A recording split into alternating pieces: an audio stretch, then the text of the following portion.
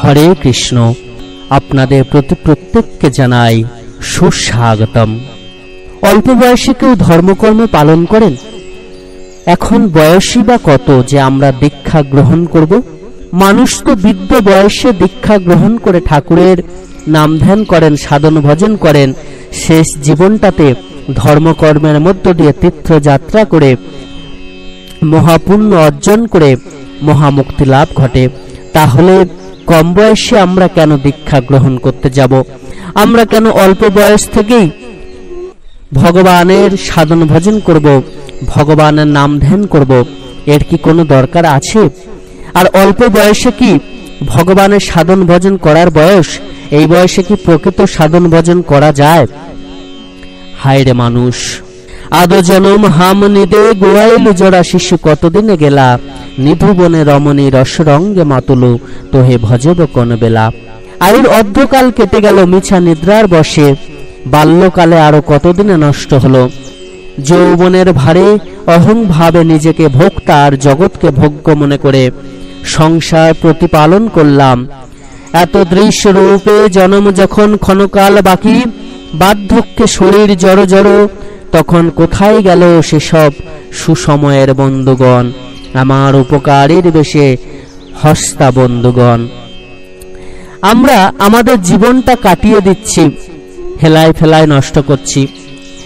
আমরা আমাদের যখন বাল্যকাল আসে তখন আমরা ভাবি এখনো তো অনেক সময় আছে, আমরা এক্ষুনি কেন ধর্মকর্ম করতে যাবো, আমরা কেন ভগবানকে ডাকবো? বাল্যকাল পার হয়ে যখন কৈশোর আসে তখন পড়াশোনার চাপ এবং বিভিন্ন রকম ভাবনা চিন্তার মধ্য দিয়ে আমরা ভগবানকে ডাকতে ভুলে যাই। তখন আমরা ভাবি এখন বয়সই বা কত, এই বয়সে কেউ ঠাকুরের দীক্ষা গ্রহণ করে, ঠাকুরকে ডাকে? এটা শুধুমাত্র সন্তানদের ভাবনা তা কিন্তু নয়। অনেক পিতামাতাও রয়েছে তাদের সন্তানদের প্রতি এরূপ ভাবাপন্ন হয়ে পড়েন যে আমার সন্তান এখন কেনই বা ভগবানের সাধন ভজন করবে, এখন বয়সই বা তার কত, এখন কেন দীক্ষা গ্রহণ করবে? তো এইভাবে আমাদের কৈশোর কেটে গেল। তারপর আসে আমাদের যৌবন। যৌবন কালে আমরা বিভিন্ন রকম রসরঙ্গে মত্ত হই, বিভিন্ন রকম অন্য অন্য চিন্তা ভাবনার মধ্য দিয়ে আমরা অতিবাহিত করি এবং সংসারের মধ্যে আমরা প্রবেশ করি। এই সব করতে করতে আমরা ভগবানের সাধন ভজন করতেই কিন্তু ভুলে যাই। তারপর আসে বৃদ্ধাবস্থা। এই বৃদ্ধকালে আমরা ভগবানের সাধন ভজনে ব্রতী হই। বেশিরভাগ মানুষ বৃদ্ধকালে ভগবানের সাধন ভজন করেন, তবে কিছু কিছু মানুষ শেষ বয়সে গিয়েও কিন্তু ভগবানের সাধন ভজন করতে চান না। আমরা বৃদ্ধ বয়সে ভগবানের নাম ধ্যান করার কথা ভাবি, কিন্তু কখনো কি ভেবে দেখেছি আমরা জীবনের যত কঠিন কাজ, জীবনের যত আনন্দ সুখ সবকিছুই কিন্তু বাল্যকাল থেকে যৌবন কাল পর্যন্ত চলতে থাকে এবং এই সময় আমাদের শরীরে কিন্তু জরা ব্যাধি অবস্থান করে না, আমরা রোগ শোকে ভুগতে থাকি না। এই সময়ে আমরা যত রকম কঠিন কাজ কিন্তু করতে পারি। আর বৃদ্ধ বয়সে আমাদের শরীর জরাজীর্ণ হয়ে যায়, রোগে ভুগতে থাকে, শরীর জ্বালায় জ্বলতে থাকে। তখন আমরা ভগবানের নাম করার কথা ভাবি, কিন্তু আপনি কখনো ভেবেছেন কি ভগবানের নাম করা কতটাই কঠিন? আপনি এক সেকেন্ড ভগবানের নাম করে দেখুন, চোখটা বন্ধ করে গভীর চিন্তায় ভগবানের পাদপদ্ম, ভগবানকে চোখ বন্ধ করে দর্শন করার চেষ্টা করুন। আপনি যখনই ধ্যানে বসবেন দেখবেন, যখনই আপনি চোখ বন্ধ করে ভগবানকে দর্শন করার চেষ্টা করবেন তখনই দেখবেন হাজার রকম চিন্তা আপনার চোখের সামনে চলে আসবে, আপনার মানসপটে ভেসে উঠবে। আপনি কিন্তু ভগবানকে ডাকা ভুলে যাবেন, ভগবানের নাম করা ভুলে যাবেন। তাই তো ভগবানের নাম করা এত সহজ কথা নয়।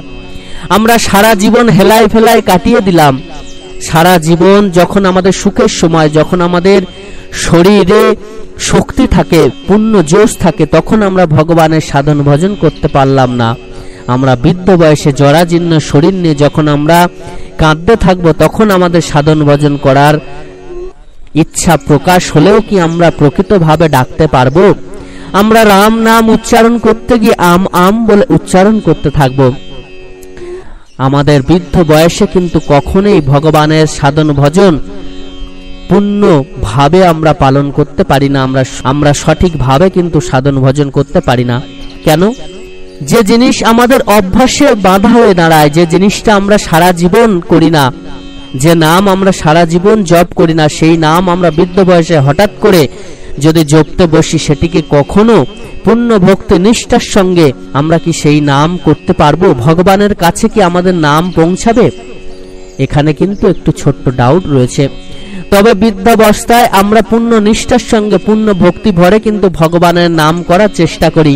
কেননা আমরা এই সংসার জ্বালায় জ্বলতে জ্বলতে এতই অতিষ্ঠ হয়ে পড়ি, আমাদের শরীরের জ্বালা কষ্টে আমরা এতটাই ভুগতে থাকি যে আমরা কাঁদতে থাকি এবং ভগবানের পাদপদ্ম আশ্রয় করে তার নাম জপার মধ্য দিয়ে চিরমুক্তি লাভ করার চেষ্টা করতে থাকি।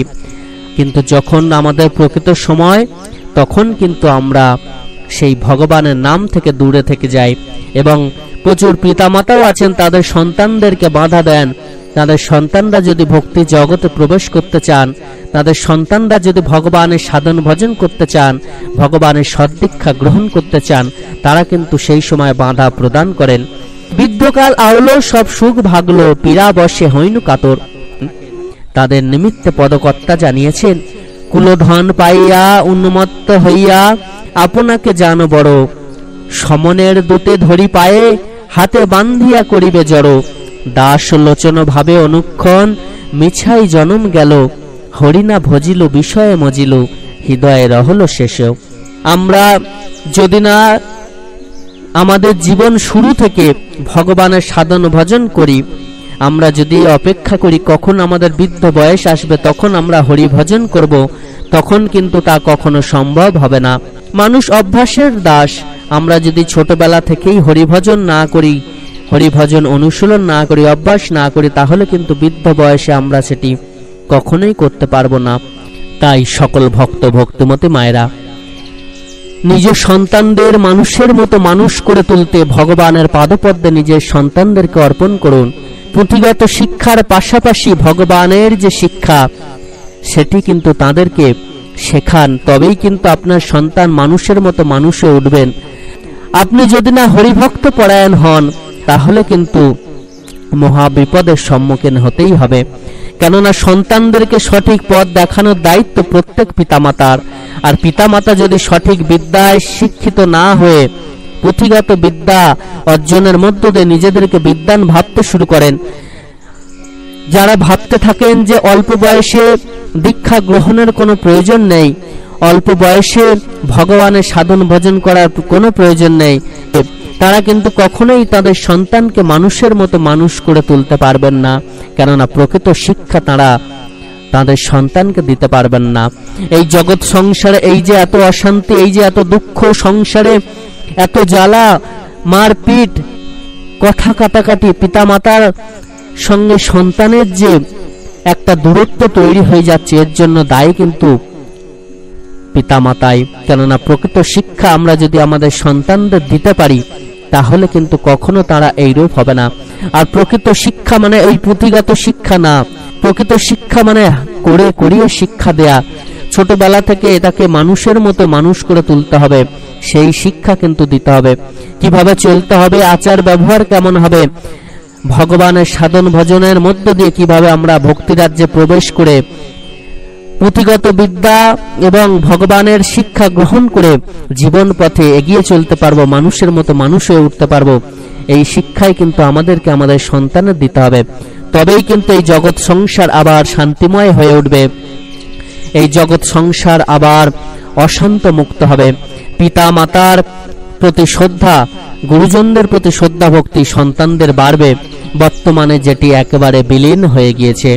তাই তো সকল ভক্ত ভক্তমতী মায়েরা, এখনো সময় আছে, প্রত্যেকে ভগবানের পাদপদ্ম গ্রহণ করে প্রকৃত সদ্গুরুর সদ্দীক্ষা গ্রহণ করে তাদের আদেশ নির্দেশ মেনে চলে নিজের জীবনকে ধন্য করে তুলুন। প্রত্যেকে খুব ভালো থাকবেন, সুস্থ থাকবেন। ভগবান আপনাদের প্রত্যেকের মঙ্গল করুন। ধন্যবাদ।